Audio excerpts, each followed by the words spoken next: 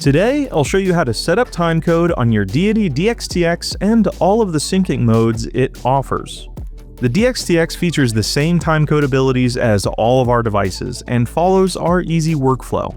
On your DXTX, press the menu button and scroll down to TC Sync. Here, you can control all of your key timecode settings, like mode, frame rate, and channel. Mode dictates how and when your timecode is activated. Here, you can see there are 4 modes.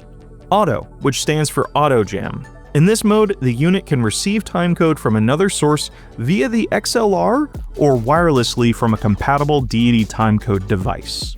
Once, which means to jam once. In this mode, the unit is ready to receive timecode from another source, but will automatically lock itself off from receiving it again until the DXTX has been power cycled. Free, which stands for free run.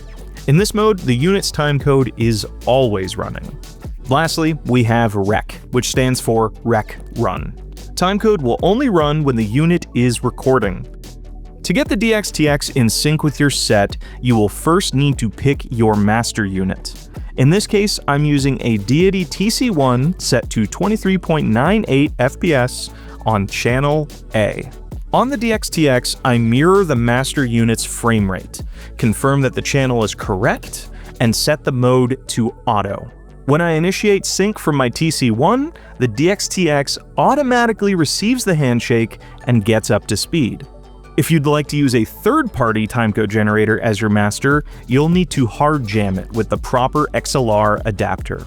I set the DXTX to auto and confirm the frame rate. I plug in my external device and the timecode automatically updates. When the internal timecode matches the external, you can disconnect. With that, you're in sync and ready to get rolling. Happy shooting.